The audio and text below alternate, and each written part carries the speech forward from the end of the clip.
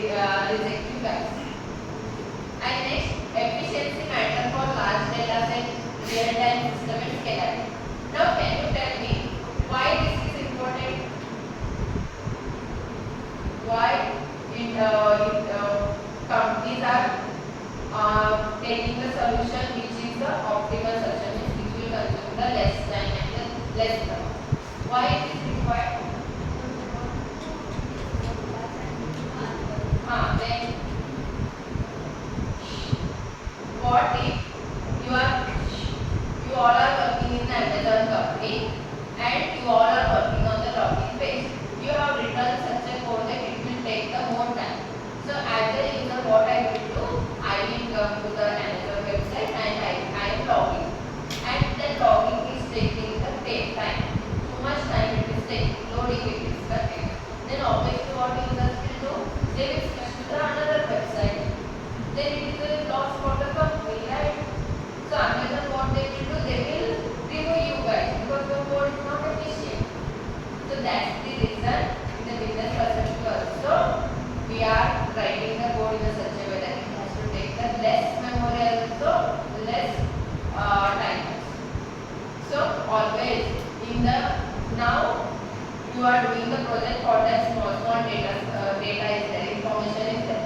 But once you enter the company, big data will be there, billion data will be there, users will be there. So at the time, if you write such simple queries or simple programming ways, it will be the time consuming. And real-time system. And in the companies, all are real. Here we are using the dummy projection. We are for the presentation purpose we are doing, and for the academic certification purpose we are doing. But once you enter the company, all are real-time process. All are real users. And you have to maintain their data efficiency. That's the reason companies are focusing more on the efficient code. Then, time and space complexity. You might have learned this in the DSA, right? You understood what is that time complexity and the space complexity. And after learning this all the topic, now you are writing the code. So when you are writing the code, will you take all this into the consideration? Like it has to take the time, program performance has to be the output button on the right? You will not think about the space and the time complexity. But in future, if you are doing any coding and all, think about the time complexity and the space complexity. So why it matters when millions of the users use the app like YouTube, Google Maps. So in the YouTube, many people are there, right? Not only one using the YouTube. Across the country, all are using the YouTube. So how many data will be there? How fastly they are doing all the reels, whatever you will see, it will come fast. There is no loading and all. And even their search bar, if you search anything else, it will come as soon as possible.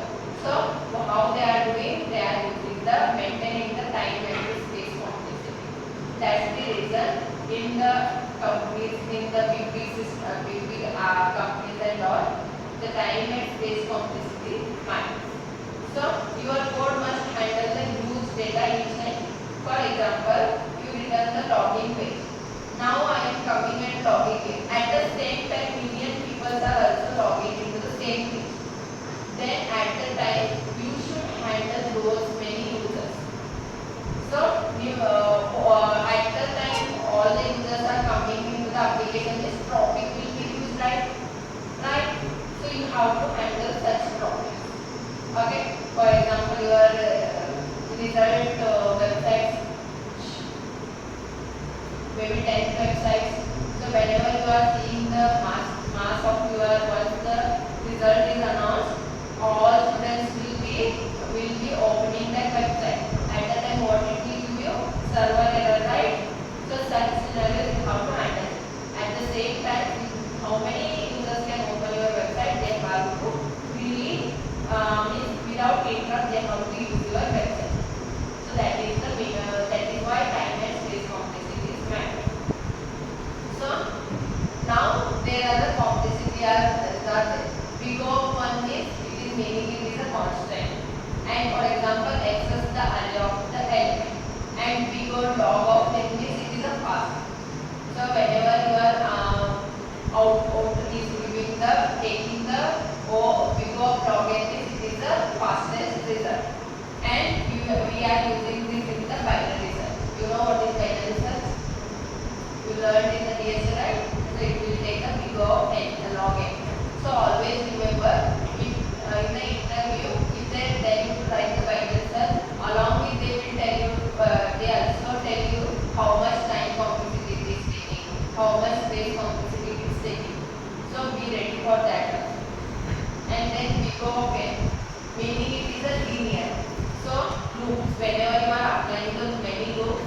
then it will take the big of n of the time complexity.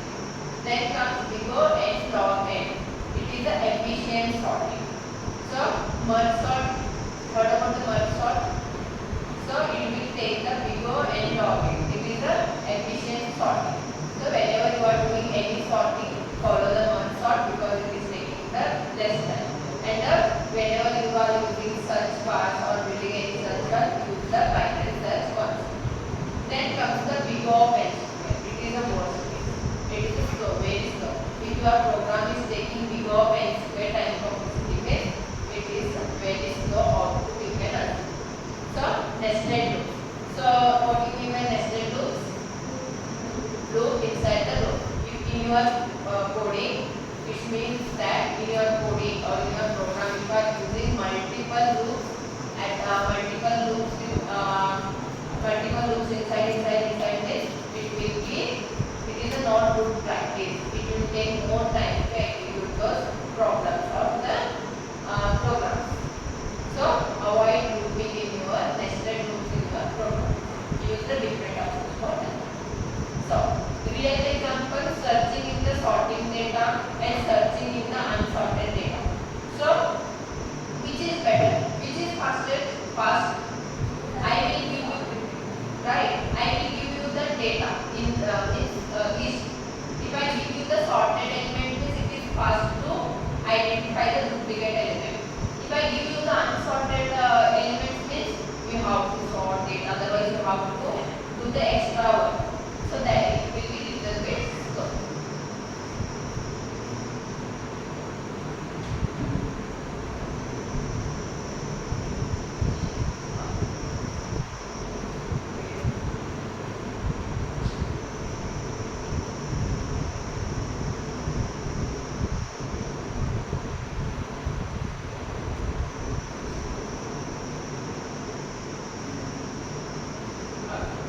Now we will learn problem solving approach.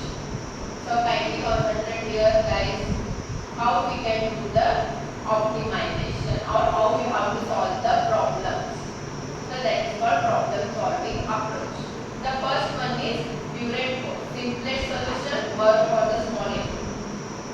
I will tell you the one scenario. So one problem is there, you have to find the duplicate numbers. In the same example, throughout the session we will take the same simple example. So one array, in that we have to find the duplicate element. Now, first approach, this is how you are going to solve the problem. The first approach always you have to use the Burette code. This you have to write a simple code. Directly you should not go for the difficult code, right?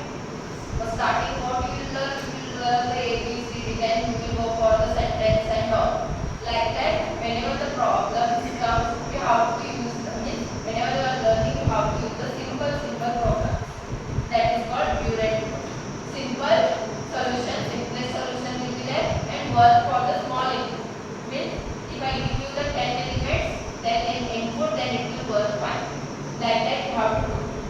So take the small set of the input and write the simple program for that. So don't take the huge amount of the data. Take only simple input. Hardly 5 to 10 inputs. Then comes the optimization. Now you come to know how to write the simple program. After next step is the optimization. Look how much time it is taking, how much time space it is consuming. If it is taking too much time and too much space, means do the optimization. So what you have to do? Improve the time or the space. In the optimization, mainly what you have to do? You have to avoid the looping, too many nested loops and all. So use the different approach for that. That is called optimization. Means you have to make sure that it should consume the less time and the less space. Use for better data structure, you can say. Then comes the best solution. Now you have outlined that first of all, you have to write a simple program, then make it as a little bit optimization. Then the best solution is the optimal complexity. So once you come to know what is optimization, then you will go for the any complexities are there, many logic reading is very complex is how to make it very easy. And then clean and readable code. In IT, remember guys how to write a clean and readable code. Clean means in future whatever updates will come, your code has to work. Whatever might issues come, your code has to work. Like that you have to write the code. And readable code means if you have written the code, next time I will join your company and I am in your project means I am able to understand your code. Like that you have to read. This all you have to consider in the best. Then only your program is the best.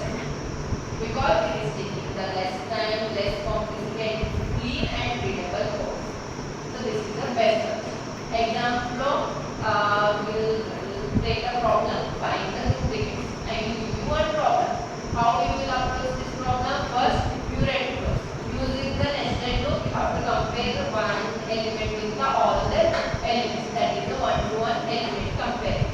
Then it will obviously take the time and it will work only for the small input. If it has a large input, then it will work slowly. So then go for the optimization. Then you can do sorting. First you have to do the sorting. Sort the element. Then all duplicate will be in one place. Then you can find the duplicate element. It will be easy and it will be fast. And also you can use the hashing. I told you hash that. Right? That approach you can use. So this is how you have to solve the problem. So whenever in your interview or you are practicing or you are learning any problem, is follow this approach. Understood guys?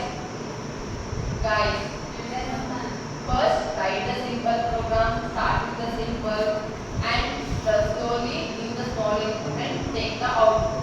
If small input is working fine, then go for the optimization. In the optimization, look at the space and the time complexity, will remove all the nested loops and all. And then next, after optimization, then read your code, whether it is readable, whether it is understandable code, and whether it is a clean code and all. So if you can use the comments in your code, comments. So if you use the comments, I join your company, then I can come to know that okay, this logic is for this. So by learning that comment, I can come to know that is also best solution. Then your problem is very good. So this is how you have to solve the problem in the interview, in the coding and all. And first it will be like, it will take the time. Afterwards you have to, whatever you are writing the program, you have to reduce the time. Reduce time. Because in the interview only 5 minutes, 10 minutes will be there. If you are taking 30 minutes time to write the program and optimize it, it is not easy. Slowly improve your speed.